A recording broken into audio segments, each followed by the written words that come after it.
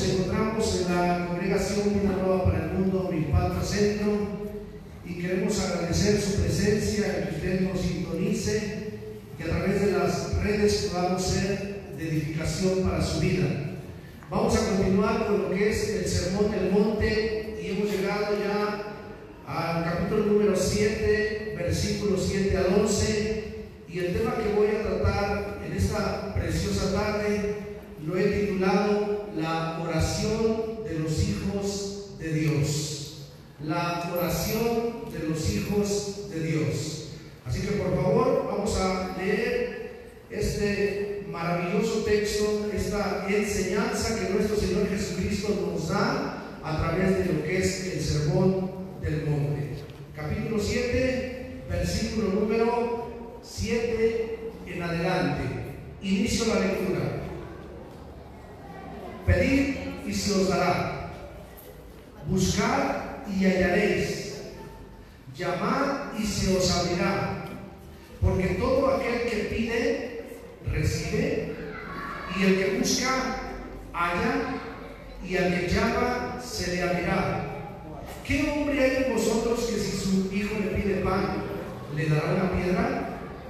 ¿O si le pide un pescado, le dará una serpiente?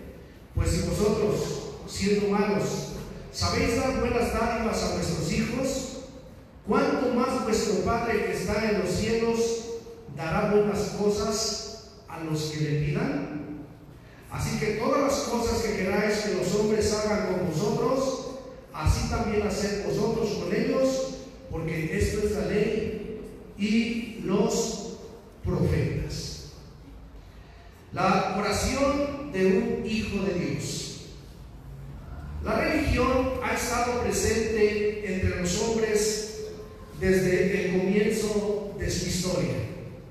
Cuando nosotros escudriñamos la historia del ser humano, nos damos cuenta que allí siempre ha estado presente la religión.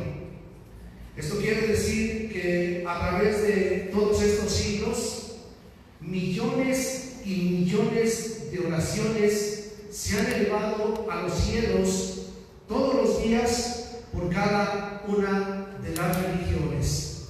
De hecho, nosotros podemos encontrar una realidad muy grande en relación a la oración, puesto que la oración es una práctica mundial. Se ha llevado a cabo en todas las culturas, se ha llevado a cabo en todos los países que usted conoce. Ahí nosotros vamos a encontrar siempre la presencia de la oración. De hecho, nosotros podemos ver las diferentes religiones que hay, entre ellas el hinduismo, que tuvo su origen directamente en la India, y vemos que ellos solamente tienen 800 millones de fieles y data más o menos del año 1500 antes de Cristo. 1500 años antes de Cristo. Esta religión o esta creencia, usted lo sabe, tiene que hablar acerca de lo que es su fe y habla acerca de lo que es la reencarnación, pero lo sorprendente es que este tipo de religiones vemos que practican la oración. De hecho, la oración que practica el hinduismo tiene que ver con el mantra, que hace referencia al Dios Sol como creador, y a través también de esta religión vemos que ellos realizan lo que es esa famosa práctica de lo que es el yoga. Entonces, ellos dicen que a través de la meditación permite que la unión del alma pueda llegar con Dios y que también pueda haber un desarrollo de la conciencia espiritual. Eso es lo que dicen ellos a través de la oración. Pero también vemos que existe lo que es el budismo. Fíjese, curiosamente hay una característica que tiene el budismo. El budismo es una práctica ateísta directamente, porque vemos que Buda como tal jamás se declaró como una divinidad, sino más bien él siempre se presentó como un guía espiritual. Pero una característica entonces es el ateísmo, puesto que ellos no hablan de ningún Dios. Y también vemos que tiene 2500 años esta religión profética. profesándose en esta tierra. Tiene aproximadamente 1.600 millones de seguidores que profesan esta fe. Y aquí encuentro algo curioso en lo que es la oración. Fíjense, ellos profesan la oración con el fin de encontrar la fuerza, de encontrar la sabiduría dentro del hombre. Ellos dicen que a través de la oración puedes llegar a alcanzar la sabiduría y a encontrarte a ti mismo, y también profesan lo que tiene que ver con lo que es el yoga. También hay otras religiones, por ejemplo, existe el sintoísmo. ¿Qué es esto del sintoísmo? El sintoísmo es una religión nativa de Japón, cuyo propio nombre quiere decir la vía de los dioses. Los fieles del sintoísmo se encargan de adorar a los kamis, que son los espíritus de la naturaleza.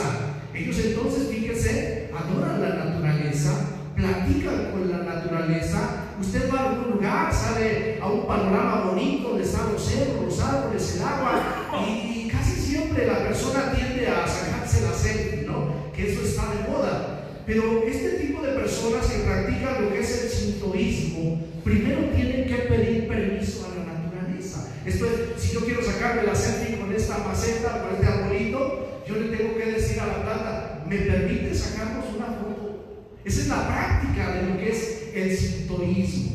También encontramos otra práctica que es el baísmo. ¿Y qué es el baísmo? Fíjense, el baísmo es una religión nueva que fue supuestamente una revelación a un pseudo profeta que nace allá en el año de 1817 de un profeta llamado Baá.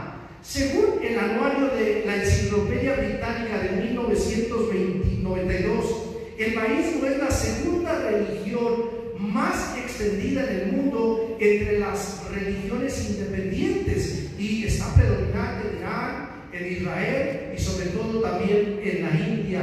Ha entrado esto de lo que es el Baá. Pero curiosamente, cuando nos ponemos a investigar lo concerniente a esta religión, nos damos cuenta que una prioridad de la que tienen es directamente la oración.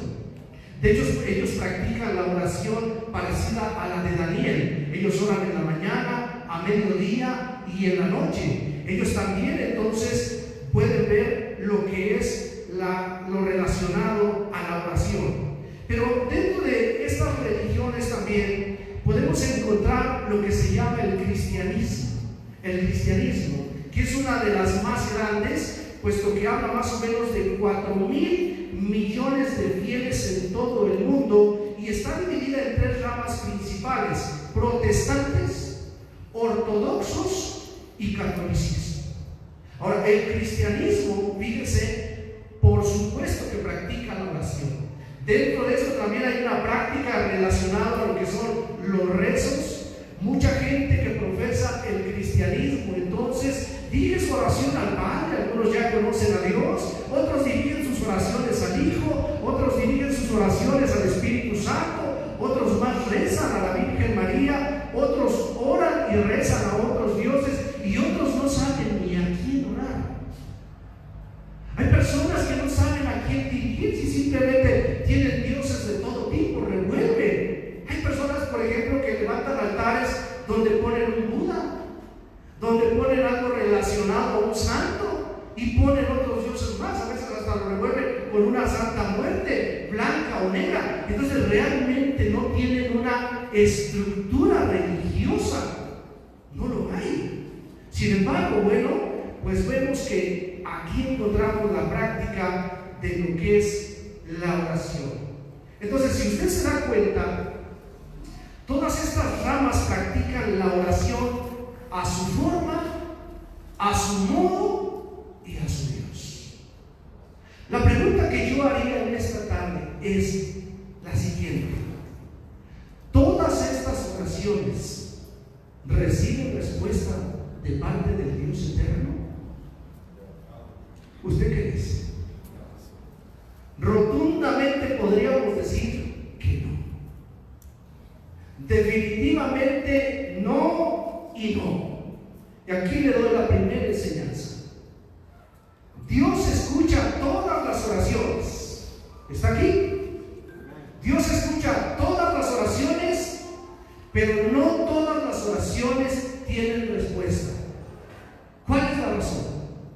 Primero, Dios escucha todas las oraciones porque Dios es un Dios omnisciente. La Biblia dice que de toda palabra ociosa entregaremos cuenta.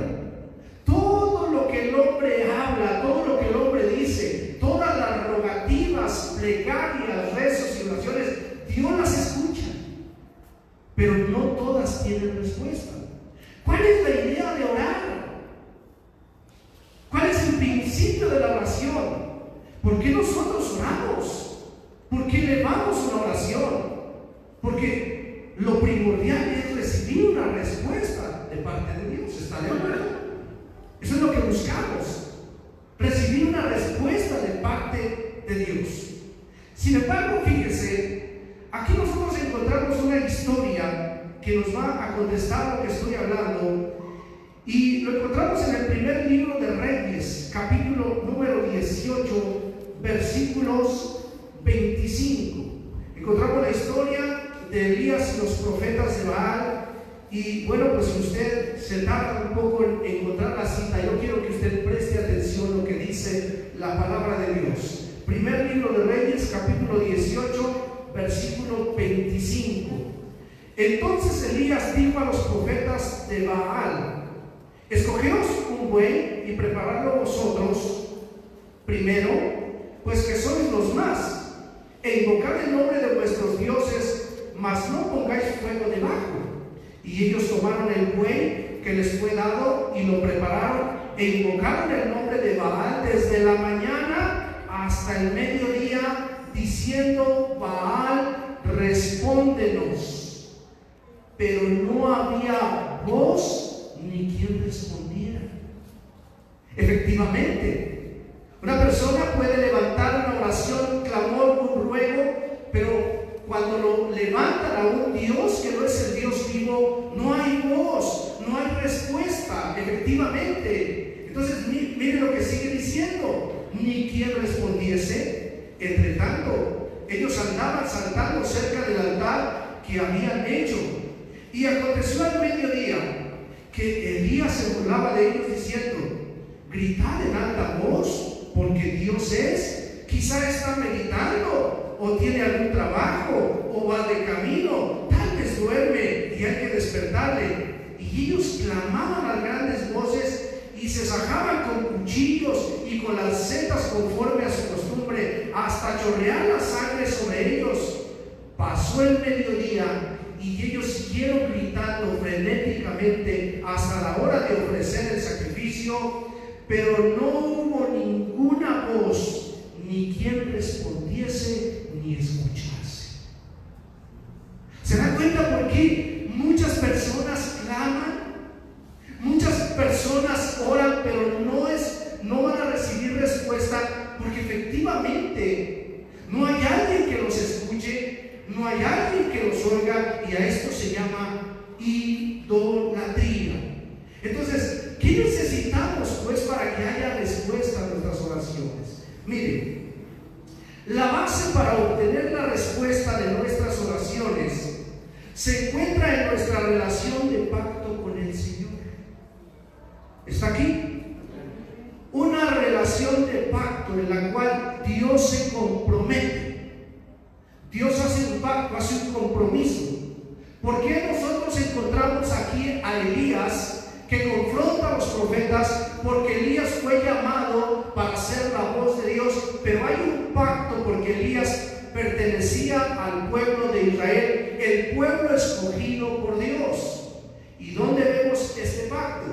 Ahí mismo en el versículo número 36, vea lo que dice: cuando llegó la hora de que Elías levanta la oración, cuando llegó la hora de ofrecer el holocausto, se acercó el profeta Elías y dijo: Jehová, Dios de Abraham, de Isaac y de Israel, sea hoy manifiesto que tú eres Dios en Israel. Ponga atención. Y que yo soy tu siervo, y que por mandato tuyo he hecho todas estas cosas. Y viene la base de la oración: respóndeme, Jehová, respóndeme, para conozca este pueblo que tú, oh Jehová, eres el Dios y que tú vuelves a ti el corazón de ellos. Entonces cayó fuego de Jehová y consumió el holocausto, la leña, las piedras y el polvo, y aún lamió el agua que estaba en la zanja. Pero ¿por qué viene una respuesta en la oración de Elías? Porque había un pacto, porque está dentro de lo que es el llamado, y porque efectivamente Elías era su profeta. ¿Cómo podemos entonces nosotros tener la seguridad de que Dios responde? Porque cada uno de nosotros vive creyendo una promesa. ¿Está de acuerdo? ¿Cuántas promesas hay en la Biblia? Hay muchas promesas. Por ejemplo, Jeremías dice: clama a mí y yo te responderé. El Evangelio de San Mateo dice que donde están 2 o 3 reunidos en su nombre, Él está ahí en medio de ellos. Y dice que si no se pusieren de acuerdo para alguna cosa, les será hecho. Podemos mencionar más de una de las promesas. Y a este tipo de promesas se le puede llamar promesas o leyes de provisión. Promesas que Dios da, en la cual nosotros las tomamos, las creemos, y bajo ese fundamento cada uno de nosotros oramos. Cuando nosotros oramos aquí, algo sucede. Hoy damos un testimonio más bien el pastor Javier, acerca de cómo Dios le rescató hace 23 años. No hay esperanza, ya no hay nada más que hacer. Le dijeron: por favor, llévenselo, que termine allá en su casa. La última opción era: 1, llevarlo con los brujos; 2, llevarlo al templo a orar.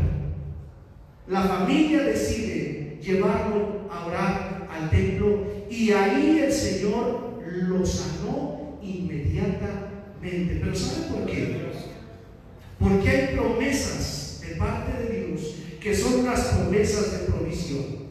En la primera carta del apóstol Pedro, quiero que vea lo que dice en el capítulo número 3, versículo número 12. Ponga mucha atención en este versículo: porque los ojos del Señor están sobre los justos, y sus oídos atentos ¿a qué? Ahí está proyectado. ¿Ya lo vio? Por favor. Porque los ojos del Señor están sobre ¿quién? Y sus oídos atentos ¿a qué? Pero el rostro del Señor está contra aquellos que hacen ¿el qué? Dios está atento a la oración de sus hijos. Dios está atento a la oración, dice aquí, de los justos. Pero a los que hacen maldad, ¿qué pasa, hermanos? Dice que simplemente Dios no responde. Por eso, mire, hay lugares donde hay mucha maldad, hay mucho pecado, y quizá la gente trata de elevar una oración, pero simplemente no habrá respuesta. ¿Sabe por qué? Porque el pecado detiene, obstruye la respuesta de parte de Dios a favor de las oraciones. El Evangelio de San Mateo, capítulo 9, vean lo que dice. San Juan, capítulo 9, versículo 31. Miren lo que dice aquí. Gracias a Dios, porque inmediatamente nos lo proyectan. Ponga atención. Y sabemos que Dios, ¿qué? Qué barbaridad, ¿verdad? Eso de que no oye quiere decir no hay respuesta. Y sabemos que Dios no oye ¿a qué? A los pecadores. ¿Por qué? Porque el pecado es una barrera. Es una barrera. Pero si alguno es temeroso de Dios y hace su voluntad, ¿a ese qué? A ese oye. A ese oye. ¿Cómo es entonces que Dios responde las oraciones? Esto es muy interesante. ¿Cómo Dios responde las oraciones? Miren. Cuando Dios contesta oraciones, Él primero responde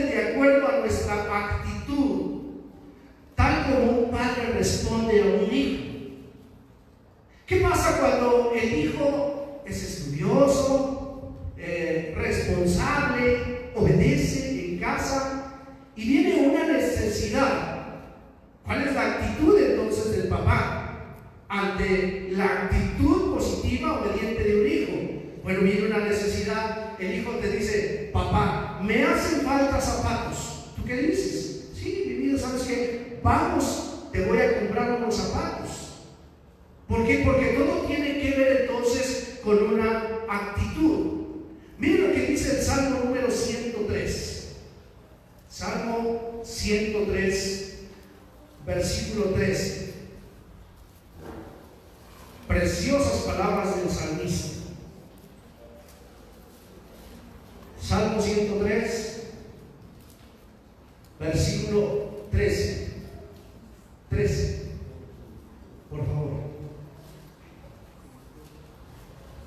Lo leo aquí. Como el Padre se compadece de los hijos, se compadece Jehová ¿de quiénes? De los que le temen. Versículo número 14. Porque Él conoce nuestra condición. Él sabe que somos imperfectos. Él sabe que fallamos. Él sabe que tenemos errores. Pero Él tiene compasión de nosotros. Qué interesante. Entonces es lo que dice: se acuerda de que somos polvo. Entonces miren, nuestras acciones y actitudes infantiles frecuentemente afectan los resultados deseados de la oración. Por supuesto que esas actitudes que nosotros a veces tenemos de infancia, tenemos comportamientos incorrectos y todo eso afecta para que la oración sea estorbada. Por ejemplo, una de esas actitudes incorrectas tiene que ver directamente con la incredulidad. Perdóneme, usted y yo ya no estamos para dudar en Dios. Yo no pienso que alguno de nosotros vayamos a la oración y todavía pensemos: ¿y Dios me va a escuchar? ¿Dios me va a responder? ¿Dios estará atento a mi oración? Nosotros ya no podemos llegar hacia nuestro Padre. ¿Por qué? Porque Él ya nos ha mostrado su gracia una y otra vez. Por ejemplo, el Evangelio de San Mateo, capítulo 21, versículo 21, dice así: respondiendo Jesús les dijo: de cierto os digo, que si tuviereis fe y no dudareis, no solo haréis esto de la higuera, sino que si a este monte dijeres: quítate y échate en el mar, será hecho. Y todo lo que pidieres en oración, creyendo, lo recibiréis. ¡Qué promesa tan grande! Todo lo que pidieres en oración, ¿cómo? Creyendo, lo vas a recibir. Entonces la incredulidad, permítame, es una mala actitud dentro de lo que es la iglesia o dentro de lo que son los hijos de Dios. Otra mala actitud que podemos llegar a tener o que puede ser el estorbo es la falta de perdón. ¿Cuántas veces se te ha dicho que debes de perdonar a tu prójimo? Que ya no debes de tener el resentimiento o el odio hasta que se ponga el sol. Sin embargo, muchos de nosotros todavía guardamos enojo. Estamos llenos de rencor. No queremos saber del papá, de la mamá, de los primos, de los hermanos, de la suegra, del tío. Y todo esto es una actitud de un infante. ¿Por qué? Porque sencillamente Dios nos ha otorgado ya un perdón a nosotros. Pregunto, ¿el Señor te perdonó, sí o no? ¿Perdonó todos tus pecados? Debes perdonar a tu prójimo, ¿sí o no? La palabra del Señor en Marcos 11:24 dice así: por tanto os digo, que todo lo que pidiereis orando, creed que lo recibiréis y os vendrá. Y cuando estés orando, perdonad, si tenéis algo contra alguno, para que también vuestro Padre que está en los cielos os perdone a vosotros vuestras ofensas. Entonces, en la oración, permítame, ya no debe de haber más odio, resentimiento, ya no. Porque todo es una causa para que los deseos que tú tienes en relación a la oración sean estorbados. Entonces, aquí nosotros vemos diferentes actitudes incorrectas. Por ejemplo, tu oración puede estar llena de egoísmo. A veces llegamos y nos centramos tanto en el yo, y Señor, responde mi necesidad, necesito salud, sáname. He escuchado oraciones de más de 30 minutos solamente pidiendo por su necesidad. A veces, permítame, el egoísmo nos encierra tanto, habiendo tantas necesidades. Yo sé que hay unas necesidades muy fuertes, de verdad, y desde aquí yo quiero invitar a usted como iglesia para que nos ayude a orar por un joven que es nieto de una de las hermanas que está en una condición muy fuerte en el hospital. Se llama Ricardo López Neri. Está en una situación grave, tiene ya tantos, casi 5 días hospitalizado. Le acaban de administrar un medicamento, para que se dé una idea, que cuesta 15,000 pesos y otro costó 20,000. Es lo último que se puede hacer. Si no soporta eso, no estarán bien las cosas. ¿Sabe? Hay muchas necesidades dentro de la iglesia. Hay muchas necesidades dentro del pueblo de Dios, y aún fuera de él hay muchas necesidades. ¿Qué debe ser mi oración, Señor?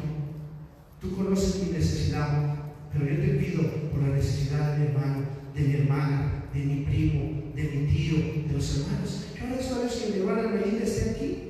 Subieron la necesidad de que estaba enferma, y bueno, qué bueno que todos se unen a orar, porque eso es lo que tenemos que hacer. Entonces, cuando el egoísmo nos invade, permítame, es un estorbo también. Hay otro problema también, que es la codicia, dice el apóstol Santiago. ¿Sabe por qué? Porque a veces oramos por cosas que no son una necesidad básica. A veces nos salimos hasta de la realidad dentro de lo que son nuestras oraciones. Pero uno de los problemas que más estorban o actitudes incorrectas es el orgullo. En el segundo libro de Crónicas 7, 14 y 15, fíjese, aquí dice: si se humillare mi pueblo, ¿sabe por qué? ¿Por qué Dios solicita humillarse? Porque hay mucha gente que tiene necesidades, pero ¿qué cree? No se baja de su caballo. Hay mucha gente que tiene problemas, pero ¿qué cree? Ni así cambia.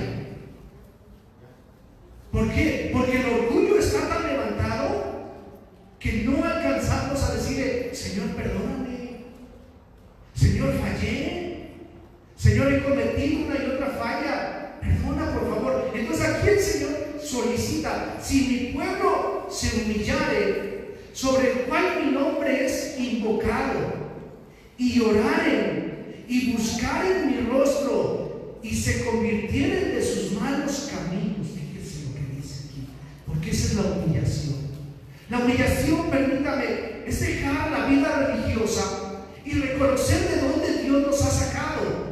Porque a veces lo único que tenemos es, como dice la Escritura, tenemos mucho follaje, pero por dentro estamos malos. Realmente lo que tenemos es una religión, pero no una relación personal con Jesús. Dice que si nos humillamos, pero aparte, hacemos a un lado la maldad. Dios promete aquí, dice: entonces yo oiré desde los cielos y perdonaré sus pecados y sanaré su tierra. Ahora estarán abiertos mis ojos y atentos mis oídos a la oración en este lugar. Entonces, todas estas actitudes entorpecen en algún momento nuestra oración y el deseo de Dios para responder a nuestras oraciones. Es por ello que el Señor Jesucristo da esta palabra tan maravillosa. Créame, yo había leído este pasaje muchas veces, pero tiene una profundidad muy grande. Los grandes estudiosos se preguntan por qué el Señor Jesucristo, si en el capítulo 6 ya habló de la oración, habló del Padre Nuestro, ¿por qué no la unió con esto? Porque también habla de la oración. sino que el Señor sigue dando instrucciones del estilo y forma de vivir de un cristiano, y ahora se introduce aquí para hablar sobre este pasaje, capítulo 7, versículo 7. Ponga atención: pedid y se qué, dígalo fuerte, y se os dará. Buscad y hallaréis, llamad y se os abrirá, porque todo aquel que pide recibe, y el que busca halla, y al que llama. Miren nada más los verbos que utiliza aquí. Los verbos son pedir, buscar, llamar, y esto nos sugiere perseverancia y oración frecuente. Cuando nosotros levantamos unos momentos para que oremos como iglesia, se levanta la iglesia y quién se anota, y yo el día tal, y yo en tal horario. ¿Sabe qué? Una vez lo hace la iglesia. Después que se atraviesan los muertos, la iglesia no va. Que se atraviesa Navidad, la iglesia no asiste. Porque no hemos llegado a entender lo que quiere decir relación, compromiso, perseverancia, lo que quiere decir una continuidad. No es solamente unos momentos, mi hermano, permítame. Ahora, ¿sabe? Tristemente, dentro de las comunidades cristianas que dicen saber conocer a Dios, conocer el poder de la oración, ¿sabe que la mayoría invaden la oración? La oración que es, está orando en la iglesia, y no, me salgo, me voy, regreso, esa hora me gana del baño, esa hora hago mil cosas. ¿Por qué? Porque saben que no le gusta orar a la iglesia. Y más allá, a veces no se sabe orar. ¿Qué le voy a decir a Dios en 20 minutos? No, 30 menos, 40 menos, una hora de oración. Permítanme, orar no es leer Biblia, orar no es meditar, orar es platicar con Dios. Y no necesitamos que alguien esté aquí al frente, porque usted sabe a quién ora, sabe cómo ora, y lo que es oración es comunicación. A veces decimos, hermanos, vamos a orar. ¿Sabe lo que hace la iglesia? ¿Qué está haciendo, hermano? Eso no es orar. Dice el Señor, meditar. Meditar, ¿ok? Llegas a la cama, te sientas y meditas en Dios, meditas en su palabra. Eso es meditar. Pero orar es comunicación. ¿Usted ha visto que alguien se comunica? Bueno, una gente que está discapacitada, ¿verdad? Una gente que tiene toda la facultad para hablar. Permítame, comunicación es que un emisor, un receptor. Alguien habla, responde. Eso es lo que hacemos en la oración. Y cuando decimos vamos a orar, ¿usted qué entiende? Pues orar, clamar. Como el siervo brama por las corrientes de las aguas, así clama por ti, oh Dios, el alma mía. Es clamar, es alzar la voz, es decir, Padre, tú eres grande, eres perfecto, maravilloso, gracias. Y cuando se te acabe la gratitud por lo bien que tú estás viviendo, entonces pásate a la familia no sé, Martínez, a la familia García, a la familia Medina, y cuando acabes con la familia Medina, pásate a otra congregación, toma los siervos de Dios y comienza a orar. Porque sabes que algo de lo que a mí más me impactó dentro de lo que te decía del trasfondo de las religiones es que, ¿sabes? El satanismo ora.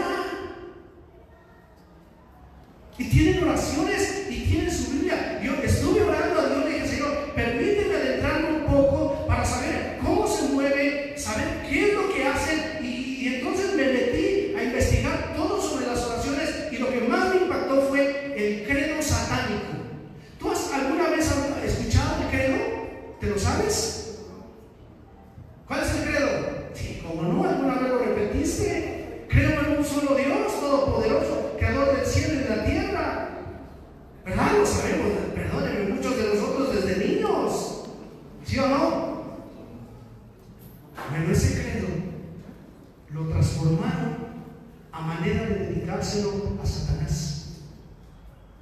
Yo no aguanté leerlo todo. Un poco más de la mitad sentí que ya no podía. Señor, no puedo. O sea, de otras culturas, de otras religiones, puedo leer todo su historial, todo, pero no pude más. ¿Sabe por qué? Porque llegó un punto donde dentro de ese credo dice: y ayúdanos a destruir a los pastores y a la iglesia. Ellos oran quizá más que la iglesia. ¿Saben? Por eso la iglesia se está desbaratando, porque ignoramos las maquinaciones de Satanás, cantos dirigidos a él. Y nosotros hemos tomado la oración como una carga, como un juego, porque no hemos llegado a comprender qué quiere decir orar. Esto es una casa de oración. ¿Está de acuerdo? Aquí venimos a cantar, a adorar, porque buscamos el favor del Señor, un favor de misericordia, un favor de alegría, un favor que Dios no cobra. Porque sabe, muchos siervos de Satanás quizá les sirven, y usted los puede ver con grandes mansiones, riquezas, pero ¿cuál es el precio? ¿Cómo cobra? Porque Él cobra muy caro, con vidas, con destrucción. Pero Dios no, porque Dios es amor. Dios es bueno, misericordioso. Él es paciente para con nosotros. Así que la oración debe de tener perseverancia. Pero los otros verbos, mire, los verbos recibe, haya, abrirá, nos dan la idea de seguridad de obtener nuestras respuestas. Entonces, oramos, seguridad de que el Señor me va a contestar, y perseverancia, seguridad. Esa es la oración. Yo vengo aquí a orar porque tengo la seguridad que Dios va a responder. Y si hoy no lo hace, ¿cuándo lo hará? ¿Nunca? Lo hará a su tiempo, porque así es Dios. ¿Cuántas veces le hemos dicho: Señor, ¿y por qué tú no nos hablas? ¿Y por qué tú no esto? ¿Sabe? Mucha gente se va a lo fácil. Mucha gente entra a los lugares donde hacen limpias y van a lugares donde pareciera que hay respuesta. En una ocasión llegó una persona y me dijo: ¿sabe qué? Yo me fui del templo. Sí, pues está bien, ¿qué quiere que le diga? ¿Pero sabe por qué me fui? Porque Dios no me contestó. Y luego, fui a un lugar donde, mire, véame, ya camino, ya ando aquí. Pues qué bueno. Ninguna sanidad podría venir si no es la voluntad de Dios, a donde usted vaya.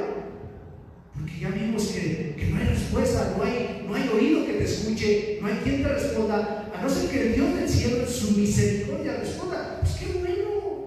¿Y qué es? No, pues es un lugar cristiano. Qué bueno, pues qué bueno, sigue conociendo a Dios.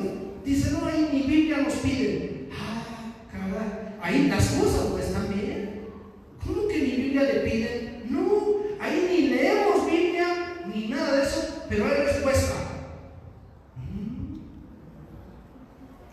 ¿Saben? Hay que ver el trasfondo de sus hijos perdidos en la droga, en el alcohol, acabados, y ella con muletas. Entonces te das cuenta que hubo un engaño. Satanás te miente, porque no hay otra forma como podamos llegar ni recibir respuesta si no es a través de su bendita palabra y a través del mediador que es su Hijo Jesucristo.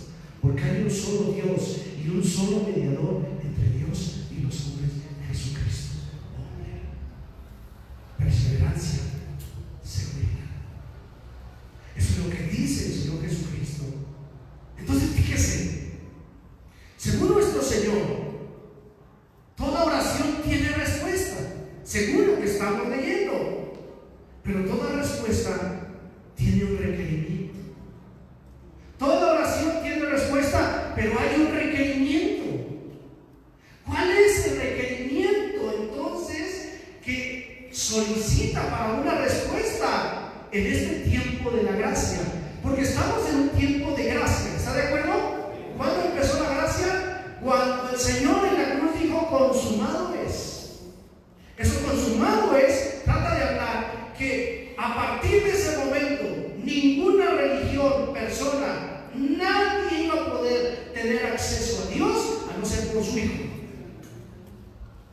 sí, para regular toda la inconstancia, toda la deformación que han dado en cuanto a Dios. Entonces Dios establece un plan y dice: esta es la norma, que crean en el que yo he enviado. ¿Quién es el enviado del Señor? ¿Quién? Jesús. Y fuera de él no hay quien salve. Está aquí. Entonces el requerimiento, fíjense, para recibir respuesta es 100% ser hijo de Dios. Ahí está. ¿Está de acuerdo? ¿Cuántas veces clamamos de verdad en otro tiempo? Yo recuerdo, traigo a memoria, una ocasión me fui a meter a una iglesia allá por Xochimilco, la Catedral Grande, y llegué, te estoy hablando, tenía, no sé, 20 años, 19 años, andaba por Xochimilco, y ya mi vida estaba tan acabada de tanta maldad, de tanto pecado, y los problemas en la casa, que yo recuerdo que me fui a meter ahí, y me senté en una banca, y me puse a llorar, de verdad estaba llorando, tenía necesidad de Dios. Yo no recuerdo que alguien me haya hablado de Cristo. Yo no recuerdo que una persona hubiese llegado y me hubiera dicho: oye, mira, ven a conocer a Jesús. Nadie. Y llega un momento de necesidad que uno llora, que uno habla y simplemente, ¿qué crees? No hay respuesta. ¿Y cuándo viene la respuesta? Cuando viene un hijo de Dios, ponme atención, y te predica, y ora por ti, y pone a tu familia en las manos de Dios. Dios responde. Perdónenme, la única oración que puede ser contestada de un pecador es la que hace para recibir a Jesús. De ahí en fuera, los cielos son de bronce. No hay respuesta. Por eso es que la gente busca y habla y va aquí y va allá, desespera. Otra más prefiere echarse a las vías del metro. Otras más prefieren quitarse la vida ahorcados. ¿Sabe por qué? Porque no hay respuesta. Porque el único medio para que Dios responda es que tú seas su hijo. ¿Y qué quiere decir ser hijo de Dios? Díganme. ¿Qué quiere decir? Quiere decir reconocer mi pecado, mi falta, e invitar a Cristo Jesús a que venga a mi vida, y por medio de esa actitud de abrir el corazón a Jesús, entonces recibimos el don de la gracia. Primera de Juan 1:12, que si confesares, ¿verdad?, al Señor, a lo suyo vino, mas los suyos no le recibieron, mas a todos los que le recibieron les da potestad de ser hechos, ¿qué? Hijos de Dios. Entonces, cuando somos hijos de Dios, se abre la puerta para tener acceso al Padre. Ahora entonces nuestras oraciones, permítame, tienen respuesta. No existe como tal una oración de un hijo que no sea contestada. A ver, explíqueme cómo Dios te llama a su familia, te hace su hijo por medio de la adopción y después te ignora. Imagínate a tu hijo en casa que se la pasa siguiéndote: papá, papá, papá, papá, escúchame, papá, y luego tú entras al cuarto y el hijo: papá, respóndeme, papá. ¿Eso tiene congruencia? No. ¿Qué pasa cuando el hijo clama al papá o a la mamá dentro de casa? ¿Qué pasó, hijo? ¿Qué te hace falta? ¿Qué pasa? Nosotros que tenemos hijos pequeños, a veces estamos en la parte de abajo, escuchamos un golpazo y inmediatamente el llanto. De modo que uno diga: ah, se cayó, sóbate. Pues no, ¿verdad? ¿Qué hace uno? Sales disparado. Imagínate al Padre. Entonces, nunca tal pienses: y Dios me oye,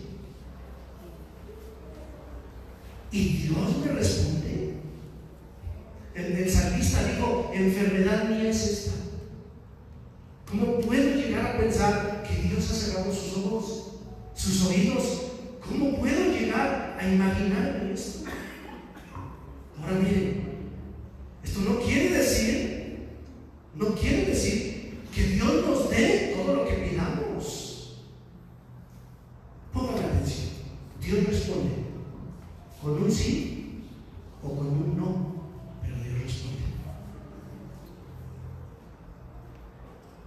Porque a veces pensamos que todo es sí.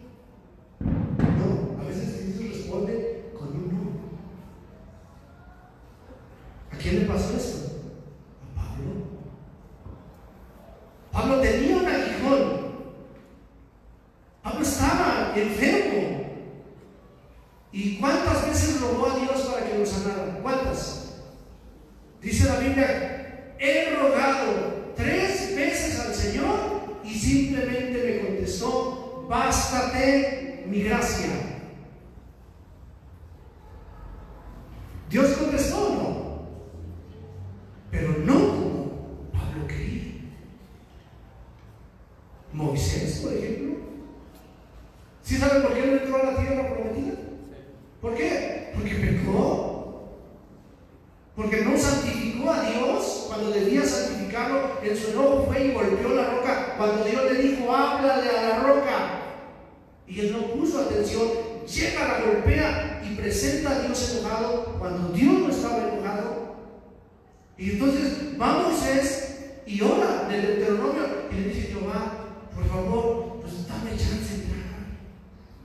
Déjame pasar, mira todo lo que me pudo sacar estos incircuncisos de corazón tercos. Ya ves cómo son este pueblo, Señor. ¿Qué culpa tengo? Déjame entrar a la tierra.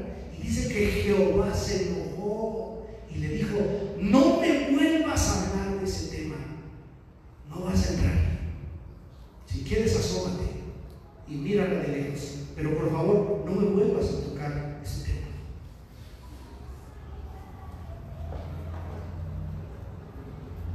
Entonces Dios responde a nuestra oración, pero a veces no con un sí. Hay cosas fuertes, una historia muy fuerte la de David. Vamos por favor ahí. Voy a ir concluyendo.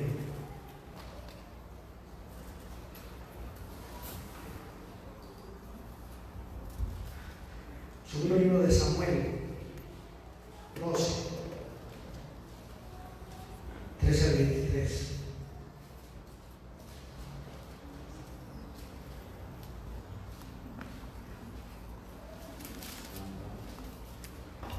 ¿Ya lo tiene? ¿Ha escuchado esta historia?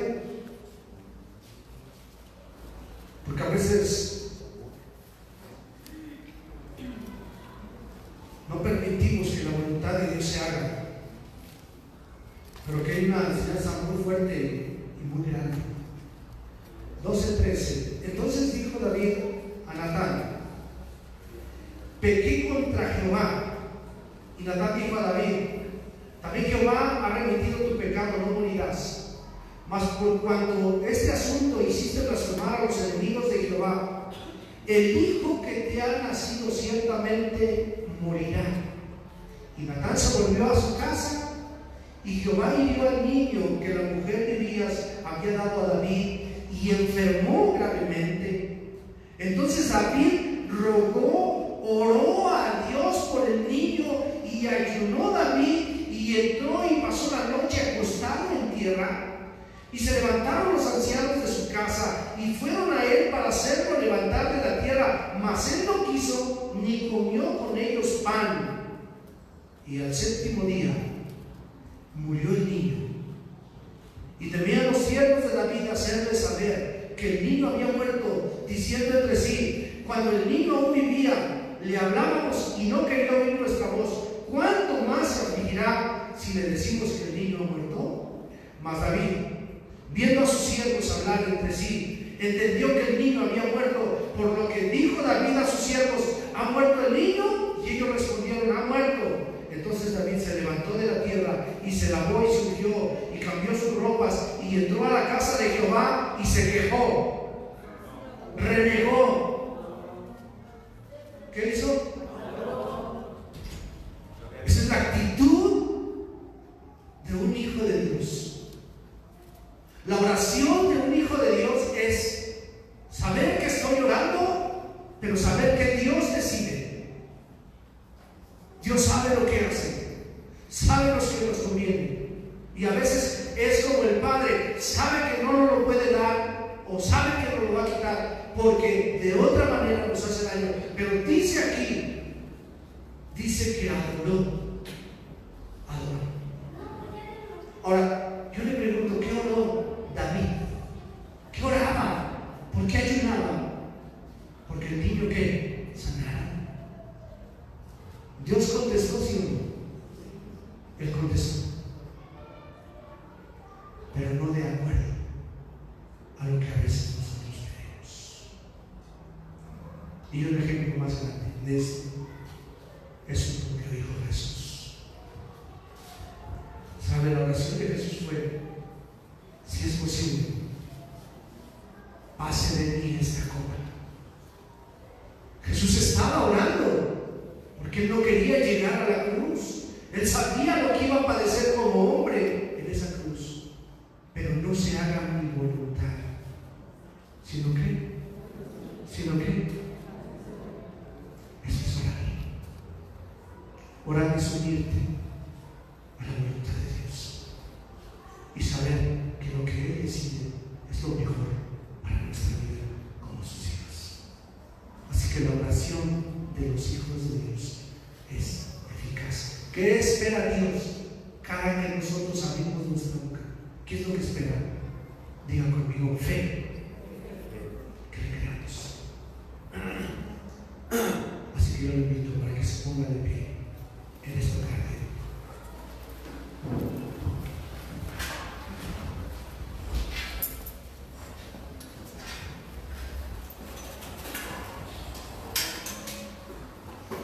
La identidad número uno. Nosotros es que somos hijos. ¿Qué somos?